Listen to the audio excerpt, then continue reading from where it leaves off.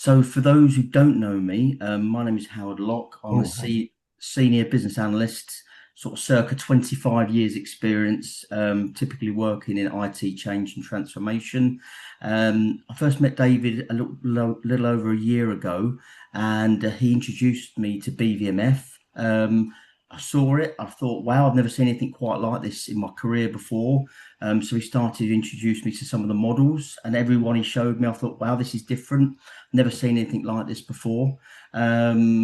I could see the power in it, and as David explained and went through the models, I thought, wow, this needs to be out there.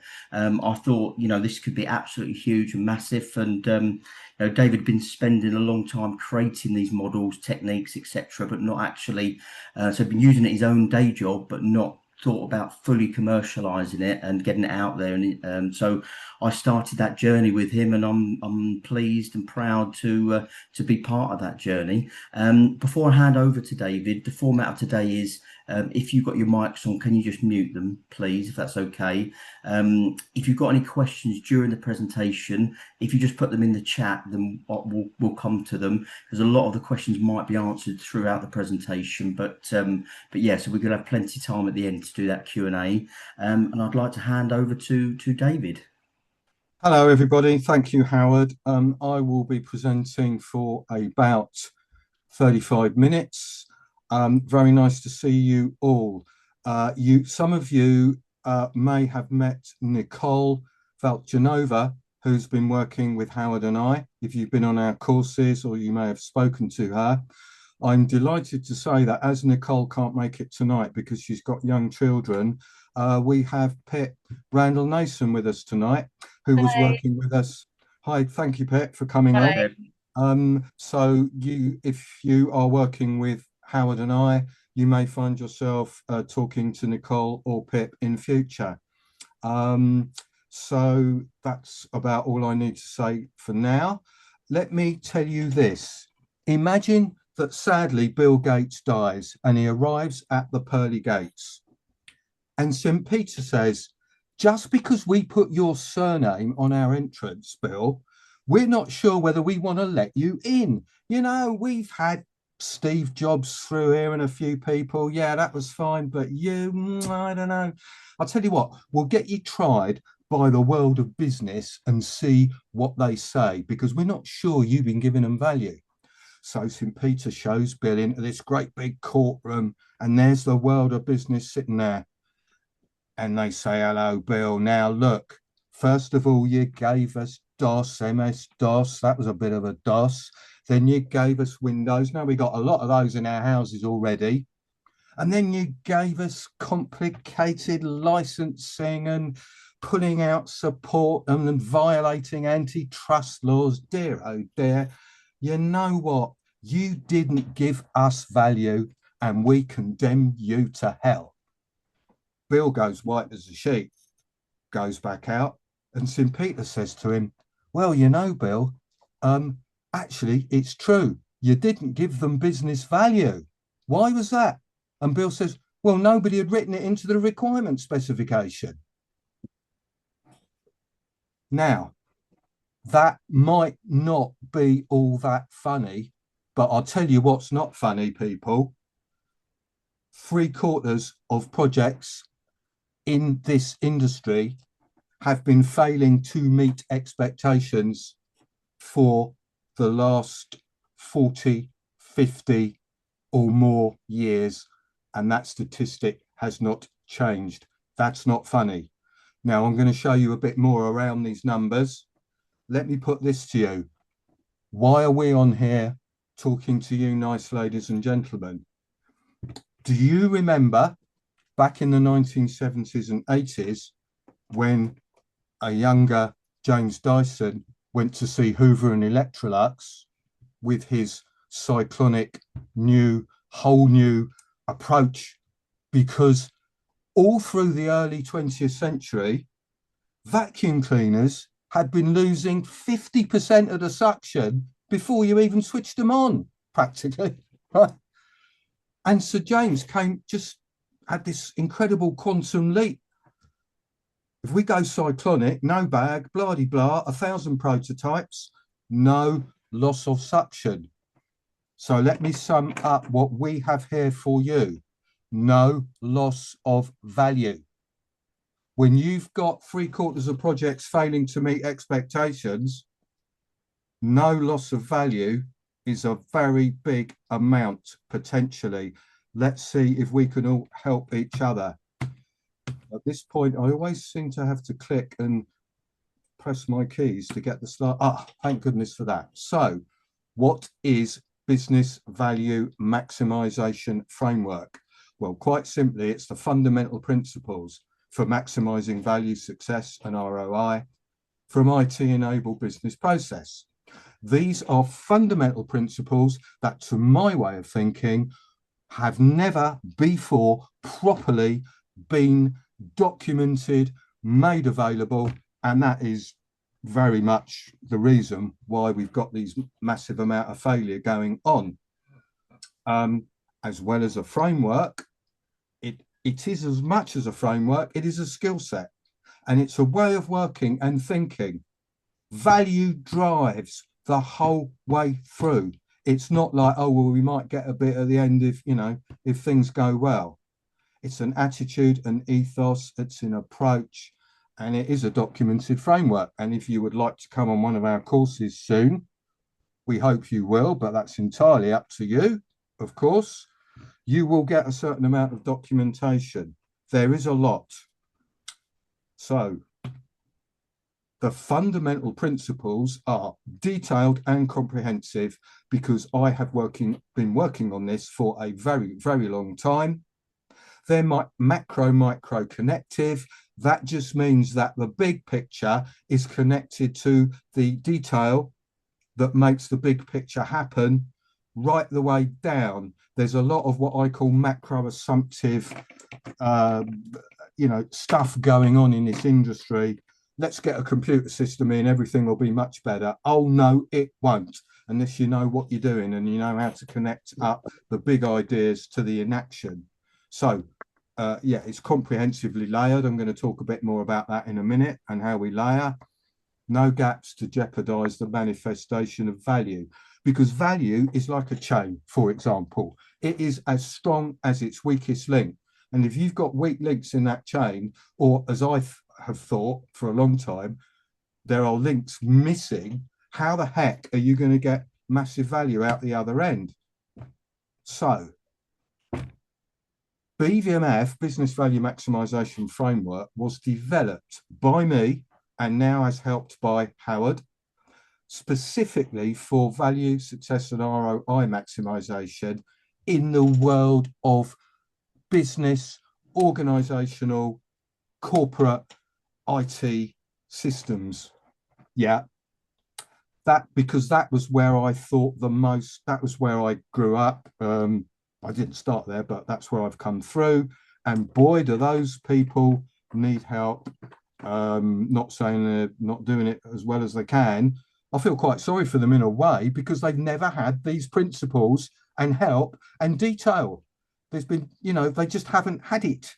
All these bits and pieces, all Prince and Scrum and blooming this and Babel and that, they don't join up, and they certainly don't join up around value and ROI. Much of BVMF, by the way, ladies and gentlemen, will work for non-business IT. I'm talking transportation, aviation, medicine. Yeah, do you know what I'm talking about? Those systems, interestingly, tend to be much better.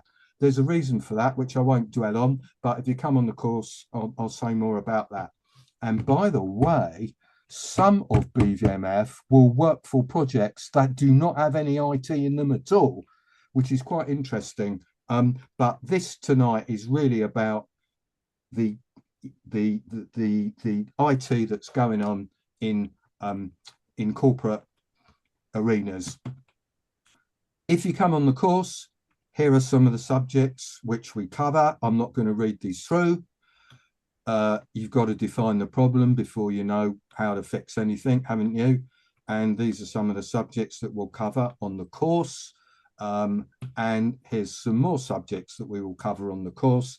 By the way, Howard will send you the slides after this presentation. So that's why I'm not going to read this through.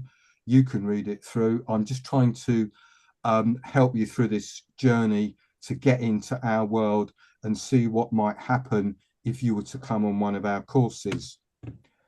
It's over a weekend, Saturday and Sunday. That's day one. That's day two. This is similar to what I've just shown you, but just shows you roughly the running order. Excuse me while I have a sip of my Coke. Now, when it comes to courses, we are concentrating on this one in the middle, level 2. BVMF has different levels to it. We have foundation is what it sounds like. It's the basics, right? Now, because there's an awful lot to BVMF, there's no point, you would just not go and do the whole thing. So this foundation is quite significant. You get all the basics under your belt. The level 2 weekend one we're doing at the moment, you get a certificate of attendance and you get 2 days of solid information, help, support, and if truth be told, one or two funny little stories from yours truly, all on theme, of course. Now, level 3 is similar, but it runs over 3 days, and we've nearly got this ready to roll. It'll be later in the year, but on the third day, there's an exam, and you will get, if you pass the exam, you will get a certificate for that. The intermediate course is under development. That doesn't mean we haven't started it. We have, and an advanced course is in development, and that has been started as well. You see these level numbers, they are sensible. So when you get your certificate, you will get a certificate for whatever level you've got to. These are cumulative and dependent. So you have to do level 2 before you do level 3 and so on. Actually, there are about 6 or 7 levels altogether. Right. This is on our website, or the bvmf.info website. And this material is very beautifully crafted by Howard. And you can see the next course is in Peterborough. That's filling up quite fast, but don't worry because we've got one in Leeds and High Wycombe coming up this year as well. So that's looking good. These 3 courses are all the 2-day weekend core courses. So on the course, what are we trying to do? We are trying to raise whatever level of capability we currently have for maximising a success and ROI. There's a bit of background noise. Everyone, yeah, Moen, it might be you. Are you able to put your mic on mute, Moen? All right, yeah. Sorry for that. That's okay. Cheers. Thank you. Thanks. Yeah, and you see it says a significant amount. We're not interested in, just a little bit tinkering at the edges.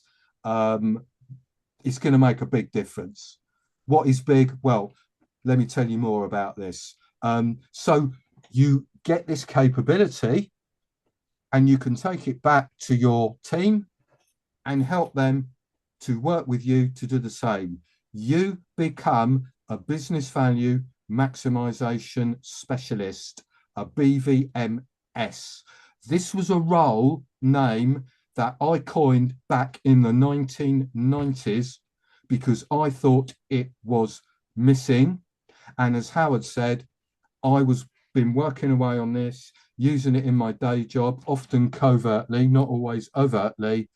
And since I met Howard 18 months ago, he's been helping to roll this out. We are delighted to present this paradigm that we think this has just been a missing role. I always did think it was. Let's keep rolling.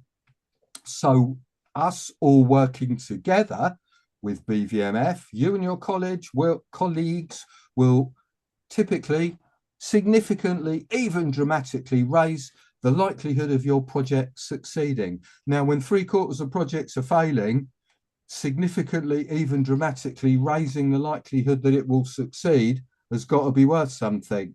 Oh, and by the way, when it does succeed, we will also boost the amount of ROI, success business outcome, value that you get. Not bad, huh? So your why will drive the work. It's the whole reason you're doing the work. Oh, and by the way, not surprisingly, simultaneously, all this is reducing the risk. Good, huh? When we use words like significantly and dramatically, we don't take this lightly, and we are continually putting metrics on that. Numbers I'm talking about, ladies and gentlemen. And if you come on the course, you will see some metrics that you've probably never seen before. And they're very, very interesting, and they're very helpful and powerful. So I've said this already, 3/4 of projects and digital transformations have failed, partially or completely, to meet expectations. Key phrase, because meeting expectations is a big part of that failure. And therefore, you might say, well, aligning expectations then is something we need to do. It jolly well is. That's why one of the many things we do is help you to understand how to align expectations. They are definitely out of sync. You will continually hear this hackneyed old phrase, the gap between business and IT. Oh dearie me, we're still using it 45 years later. No one's fixed that gap. Well, we don't have a gap. There is no gap. We just don't have a gap. If you've got a business value maximization specialist trained by us on your team, there is no gap. Everyone is working to a common goal. Okay, that's a big difference. Here's a couple of drawings to give you more of an idea about what this does. On the left, we've been saying, yeah, we've got all these silos, you know, and things and disciplines and approaches, but none of them on their own give you what we're trying to give you and will give you and what we're all working to here. So it's not surprising that value and a much higher degree of success, you know, is not happening. So BVMF helps to cohere these rather siloed, disconnected disciplines that are going on. Another way to look at it, on the right, if you're building a block of flats, on the left is what is happening now, and on the right is what you will get if you even just take on board, wouldn't you say, Howard, you know, the whole point of this is people are going, oh, do we need to learn all of this? Because you say there are lots of levels. No, you don't. One of the many, many beauties of this, ladies and gentlemen, is if you get the basics understood, you can make a massive difference, not surprisingly, and then you will just get better and better. This is what it looks like. This is what's going on. I am going to read this because this is important. If everybody's responsible for the creation of value, which is what the IT industry often says, then too often nobody actually does it. Do you remember when you were a kid and maybe everyone had a key to the scout hut and then you suddenly got a call late at night? Nobody's locked up. Why did nobody do it? Because everyone thought someone else was going to be doing it. Basic, isn't it? So the business value maximization specialist drives value all the way, working with everybody. I'm not going to explain this diagram because it should be fairly self-explanatory. And if you come on the course, you will get a lot more detail about how the BVMS does this. There are two aspects to a BVMS. One is you've got all the knowledge and structures that BVMF, the framework, gives you, which people never had before on a project. The second thing is the BVMS is a very multi-skilled, multifunctional beast. I am immensely multifunctional. I can talk to all these people around the edges of this diagram in their languages about value and how to get it. Now, the degree to which you might be able to use that skill will partially depend on your professional maturity. However, again, you don't need to be able to do that hugely. And by working with us, you will find that that sort of poly skill, as I call it, being able to work with all these people will really start to happen, and they will start to trust you. Now, you can have an independent business value maximization specialist, or it could be one of these other people fulfilling that role. Could be the project manager, could be the business analyst, could be any of these people on this diagram. The difference about business value maximization framework to all those other things on the jigsaw I just showed you is this is for everybody on the team. And I'm talking, you see how it says organization? I'm talking senior business people on the project. Everybody. This has been missing. This has been missing. Down at the bottom right, we're saying if you want to kind of start adopting this, it will typically involve some training and some consultancy. We don't just train you and then expect you to be able to go and do this on your own. We support, and it depends what you want. So what is the size of BVMF? Well, I'm not sure that's a sensible question, but I do think it's reasonable. People might be asking, well, you know, David, did you knock this up on the back of a fad packet last week because you thought it was a good idea? No. This comes from my experience in the 1970s, the 1980s, and the early 1990s. I first started writing stuff down in 1993, and my first article was published in 1995. Since then, it has been worked on 5, 6, and 7 days a week, and the commercialization started in November 2024 in earnest when I met Howard. But there's about 100 models and there's about 500 concepts, principles, guidelines, and techniques. Gives you a bit of a feel for how comprehensive this is. You will see a lot of these models and techniques on the course. You won't see all of them, but as I said before, you will get so much on that 2-day course, you will be a much, much more powerful beast. If you're a project manager now, a business analyst, a CIO, whatever you are, when you go back to your team, and this will seep into your consciousness and start to happen, you will find the whole team is more powerful, not just you. Much more likely to succeed rather than fail, and much more likely to be producing much, much more impressive ROI numbers. And by the way, well, I've sort of said this, one of the many beauties of BVMF is you can use as little or as much of it as you like. One little model and a couple of techniques where there's a break in your value chain might do absolute wonders. Think about a chain with a missing link. It's completely useless, right? Put that link in, boing, totally different story. By the way, the 100 models and 500 CPGTs, I can hardly say that, is not the full extent of it. And you will see a lot of this on the course. We go through misdemeanors, metrics, blah-de-blah-de-blah-de-blah. I'm not going to read this. You can read it when you get the slides.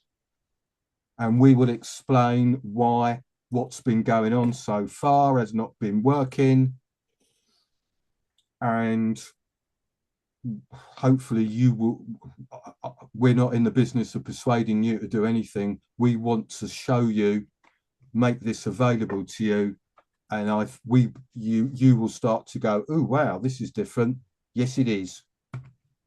We will also go through these hurdles. There's a lot of gotchas and catch-22s in this business that just don't seem to really get a proper airing in so many of the projects I've been on. We're going to go through these. We're documenting these. We've got a lot documented already. And here are some of the major artifacts. We've got an index of the whole of BVMF.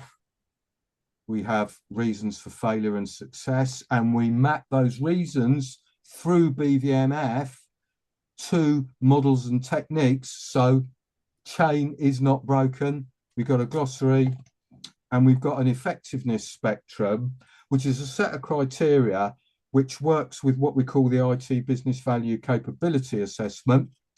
And I've actually been working on this for a very long time. It is nearly finished. I couldn't finish it on my own because doing this almost totally on your own is quite tricky. Now Howard's come into the fold. We very, very nearly have this ready to go out. And so people will be able to score themselves on a number of criteria and do a lot of the work themselves. You know, that scoring will tell them where there are value links missing, or layers of the value cake, is another way I explain it, missing. So, yeah. So the models describe the problem or challenge at a kind of macro level. And as soon as you've got the problem understood, you can start to see a solution. Then we have the CPGTs coming in, and that helps us to know what to do about the problem.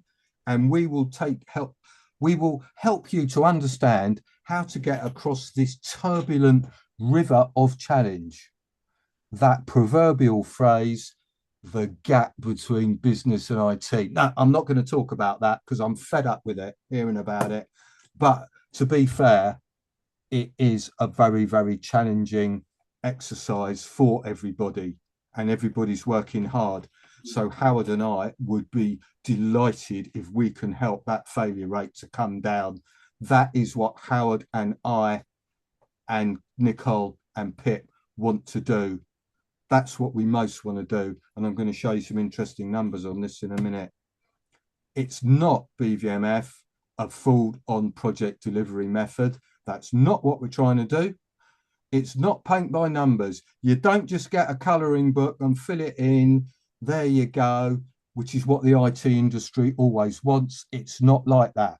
It's grown up thinking. There's bits of philosophy, there's shades of grey, there's nuances. That is what gives it its power. But don't worry, I think Howard and I, we do a pretty decent job of explaining it. And we have a lot of fun, by the way, on our courses. It's not a contiguous, it's not supposed to be, right? We're talking about a chain or a layer cake that's got a weak link. What if you got a lovely layer cake at your wedding and it's got 6 layers, but one of the layers is really weak and the whole cake just collapses, especially if it's one of the lower layers? It's no good. You don't have that with us. And so we're not reinventing the wheel. We're not replacing prints. We're not replacing any of those other methods. If you're using them now, you keep using them. This is another beauty of what we do. However, when you come to be using all those other things like prints and blah, blah, blah, blah, blah, you will find yourself using them in a much more effective and powerful way. Some of the questions we answer, which I put these up because I think these are key questions, where I've been on projects, and I honestly don't think, with all due respect, people know the answers to these. What is value here? So how does it arise exactly? Where's it going to come from? And what are the ingredients of value that need to be combined, and how do we optimally put those ingredients together? On the course, we talk about baking a value cake. What are the ingredients? What's the recipe steps? How can we make a cake that is absolutely what the person who's going to eat the cake, delight them? How do we get more value? How do we avoid getting less value? And we give you lots of ways of measuring it. Yes, we do. Here are 15 core models you will see on the course. You might see some words that you recognize there. That's good. You will probably also see various abbreviations and words you do not recognize. Why? Because this is, in inverted commas, new. It's not new to me, who kicked this off in the 1990s, and worked on it every day. But to the industry, it is quite new because most people didn't know that I had this, and now we have this. BVMF Limited is the company that Howard and I are running with Pip and Nicole. Here's another way that there are the same 15 models. By the way, when you come on the course, you get more than 15. It's just that these are the kind of basic models. They're very powerful. If you get to understand these and go back to your team, boy, things can be different. By the way, I want to just tell you something which might be in your mind, which I get asked. Will there, David and Howard, be any resistance to this? And the answer to that is yes, there will. Oh, yes, there will. When you invent a new kind of vacuum cleaner or a new kind of anything, some people will be a bit suspicious. So it will be your job to show them how different and powerful this is. And it will be our job to help you show them, yeah? There's another chain for you. So I think you might have got this from what I was saying.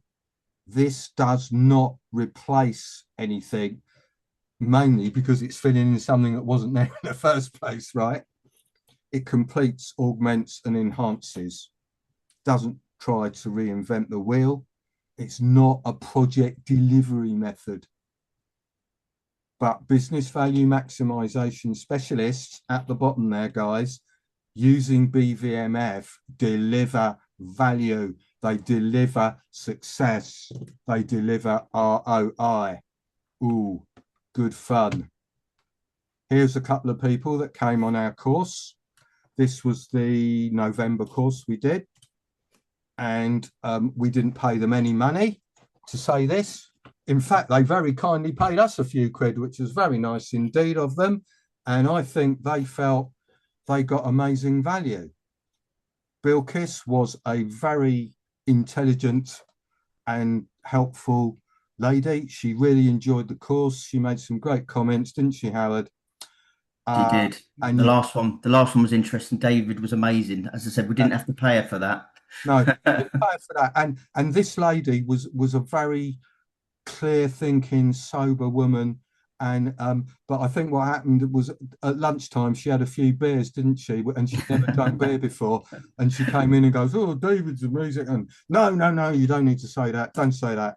One thing to add as well. What was that? Sorry. I was going to say to add to that. So Bilkis has got a lot of experience in benefits management and benefits realization, because we do get questions around, is BVMF just, benefits realization? Well, after the course, Bilkis said, well, I've already done a lot of business benefits realization, but she could see the power of BVMF over the stuff that she does anyway.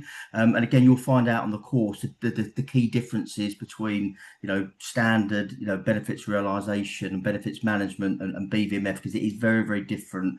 But she appreciated it because she was a bit of a benefits manager, but she saw and got a lot of value out of it. Yeah, that's a great point. Thanks, Howard. Yeah, people will say, oh, well, what's the difference between this and benefits management? Well, there's a lot. For a start, this is 10 times more powerful, okay? Secondly, would a benefits manager do this? Well, absolutely. It was on the diagram which is behind me and that I showed you before.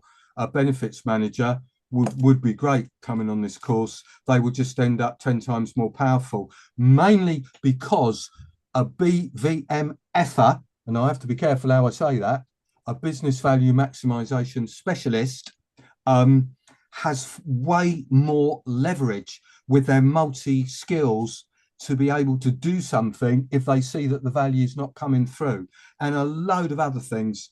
Another thing is benefits managers have not got BVMF, right? They've not got 100 models, 500 techniques, and a load of other stuff and support from us. Sharon came as well. Another very nice woman, and she enjoyed it. So there you go. That's not us saying that. A practitioner, a principal business analyst that I trained back in 2022 said at the end of the training, she did the sort of core 2 course with me, BVMF's extreme common sense. I wished I'd known about it years ago. And yeah, that's very nice. And no, we did not pay her money to say that. She's doing very, very well in her career now. Thank you, Elaine, and good luck to you. So, how would you like to become a business value maximization specialist supported by us and have your employer or client saying, I don't know anybody who translates between business and IT as well as you. You got us more value than we thought possible. That was said to somebody who had been trained in business value maximization framework. That is the kind of comment that will be coming back, rather than what's going on with this project? Why is it failing? What are you lot in IT doing? Why doesn't the business ever seem to know what they want? Da, da, da, da, and all that shout. Oh dear. Can we please stop doing that? Come with us and we'll teach you how to stop doing that. You might know already. If you know already, then will you please come and join our team? Because this is a forum. This is a set of people who are fed up with 75% fail. I'm really going to start motoring, ladies and gentlemen, because I want to have some time for you to ask questions. Have a look at this market size. Global IT spends about $6 trillion and rising, not surprisingly, very, very fast. That is 6 and 12 zeros dollars across this planet. That's 5.5 trillion quid. Now, if 3/4 of those projects are failing to meet expectations, say we, ladies and gentlemen, get that down by just 10% to 65, what's that worth? Okay, you do the numbers, because by goodness me, this is one of the biggest markets ever. Even if we concentrate on corporate business systems only, that failure that is going on across this planet is ridiculous. It is huge. So welcome to our 75% fail to 75% succeed initiative, which I kicked off in the autumn. I think I'm right here, Pip, because you were there. We kicked this off at DigiGov in September 2024, and we've been kicking it off several times since then, and it's going very, very well. We want to get that down. Well, you might think I'm being a bit of a big head here saying that. Yeah, well, sorry, right? Somebody's got to do this. Somebody's got to lead it, and that person is me and Howard and Pip and Nicole. We are going to do this. Do you want to come and work with us? We'd love to have you. So whatever percent of global spend we can salvage, only $6 trillion, ladies and gentlemen. What effect could that be on the UK economy?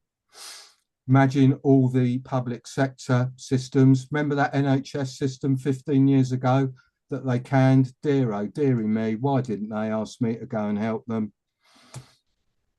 And by the way, we're making you aware we have this. We aim to allocate a substantial proportion of that $6 trillion we're going to save to ethical causes. Yes, we do. Howard and I want to do this, and we want to do lots of things. But when we save some of that 6 trillion and those companies are doing far better, it works for everybody.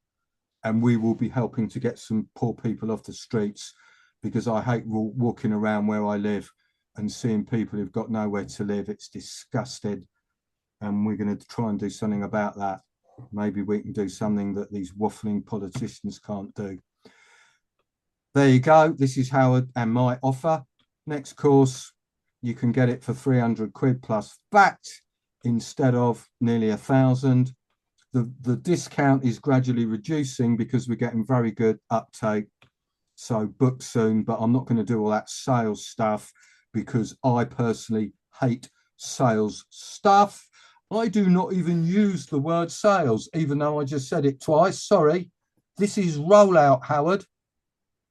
I talk about rollout and making people aware that we want to do this and work with people. when you get the slides, have a look at this lot. This is all free, ladies and gentlemen. We're on YouTube. We're all over the place. This will answer lots of questions you have. I'm not going to go through it. These links will work. Have a look. You can do a lot on your own. There's a lot of stuff there. And thank you very much indeed for listening. I hope I wasn't too long. That's not bad. 6:15. I'll try and be quicker. Howard, would you like to read some questions to me? Right. You know what? Rarely, and I'm going to say that there's no questions yet. So so the last session we had, there were quite a few questions. Obviously, all audiences are quite different. I think we've answered some of the questions that we've been getting. So since we've been doing these sessions, so this is the fourth one that we've done over the last few weeks. So we've been upgrading, updating the slides. So maybe some of the questions, David, that people have been asking that we've managed to answer in some of these slides. But what I'm going to say is come on the course. The next one is in March in Peterborough, selfishly in my hometown in Cambridgeshire. But the one after that in June is in Leeds, and the one after that is October in High Wycombe. So if you do book any of the courses, just reach out to me or via the BVMF website. And just let us know your intention, and we'll get you on those courses. I said Peterborough is filling up quite fast, but if you want to come and join us and see what it's all about in March, please do. I can say, hand on heart, being in the sort of IT change and transformation industry in the last 25 years, when I first started to see some of these models that David had been working on, I'd never seen anything like it, and every time he showed me a new model, I just thought, wow, that's so powerful. I mean, some of them are very simple not concept, simple in construct, but very, very powerful. Other thing I'd like to say about, when do you use BVMF? Because some people say, well, do I use it at the start of a project? Do I use it in the middle? Do I use it at the end? Well, the answer is all the way through. So you can use some of the models to sanity check where value is going to come from before you start stuff. So you might have a portfolio of projects you're not sure which ones to kick off or initiate where you're going to get the value from. So you could do looking at the portfolio and working that out. During projects, lots of the models you could use and use again and again to check for value during the project life cycle. And then at the end, again, similar to what you might say doing benefits management is, did I get the value that I expected from this? So you can keep boosting value. So very powerful stuff. I hope you once you take this away and thought about it, you come on one of the courses. But yeah, I do think this is going to be a bit of a game changer in our industry, and yeah, I'm excited, and we look forward to seeing you on the course. So David, we've got no questions that I can see coming in. I'll pick up a few points, Howard. Thanks for that. Yeah, I mean, Howard's doing the sort of rollout work and doing an incredible job. People are now starting to understand that this here exists. They just didn't know about that. And this is all looking very interesting. Well, that is very good, Howard. If we haven't got any questions, then I'm hoping the reason for some of that is that we have certainly tightened this presentation up a lot. So many thanks to you and Pip and Nicole for helping with that. If any of you ladies and gentlemen suddenly think of a question you'd like to ask, the last slide, which Howard will send the slides out, just ring us. If you can't get me or Howard, talk to Nicole and we'll answer your questions. And we very much look forward to seeing you on one of our courses. And if you're still not sure you want to come, Howard or I will talk to you and point out maybe on those links I put up which ones might help you to decide. Other than that, I think I'm going to draw this to a close at 18:20. Everybody, great to see you, even though some of you haven't got your cameras on, but I'm sure you've got a very good reason for that. And we will see you soon. I hereby declare this. I'm just waiting for 18:20 because it seems like a nice. Yeah. So I was going to say, I was going to say, David, yes, feel free to reach out, you know, and just if it's just for a chat, some clarifications, any questions you guys have got, just reach out to me or David, and we're here to answer anything you've got. We are. Thank you very much, everybody. See you Thank you. Thank you. Cheers, Bye, everyone. everyone.